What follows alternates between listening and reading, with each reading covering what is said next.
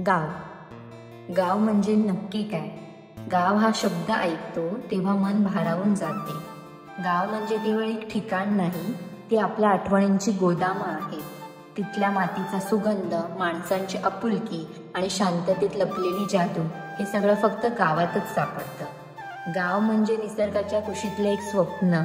इथे शांती आहे आणि साधेपणातही एक वेगळं सौंदर्य आहे. गावात वायफाय कमी पण चहा आणि गप्पाच जास्त. जिथे नळावर दिलेली बायकांनी बातमी संध्याकाळपर्यंत साऱ्या गावाची कधी ब्रेकिंग न्यूज होऊन जाते हे कळतच नाही. गावात घरं म्हणजे भिंती नव्हे तर प्रेमाची एक उबदार कुंडली आहे. गावातील उत्सवांमध्ये प्रेम आणि आनंदाची सुरेख रंगांची उधळण होते. गावाचा निसर्ग म्हणजे एक अनमोल ठेवा आहे, जिथे प्रत्येक झाड, प्रत्येक धबधबा जीवनाला एक नवचैतन्य देऊन जातो. गाव म्हणजे फक्त जागा नाही, ती एक भावना आहे जी आपल्याला मुळाशी जोडते.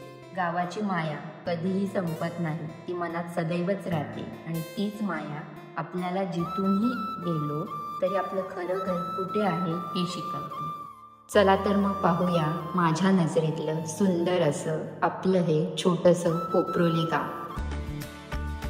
होते इथे पावन जमीतून गंगामाई, जन्म कोकणातला गते जन्मीची पुण्याई. गावातील मंदिरं म्हणजे फक्त देवाचं स्थान नाही तर ते गावकऱ्यांचं श्रद्धेचं केंद्र. तसेच आता कोकण म्हटले की मंदिरं म्हणजे सुंदरतेचे प्रतीकच. तसे हे आपले सुंदर असे अंबादेवी मंदिर, हनुमान मंदिर आणि गणपती मंदिर. गावातील तलाव. पावसाच्या पाण्याने भरलेले हे तलाव संपूर्ण गावाचं जीवन जगवतो. इथले शांत आणि निसर्गरम्य वातावरण मनाला एक वेगळी शांती देते. गावातील निळं आकाश, हिरवीगार शेतं आणि वाहणारा मृदगंध हीच खरी श्रीमंती. श्रद्धा, भक्ती आणि परंपरेचे प्रतीक म्हणजे अंबादेवीचा नित्य जागृत दरबार. गावातील प्रत्येक सण, उत्सव अंबादेवीच्या आशीर्वादानेच फुलतो.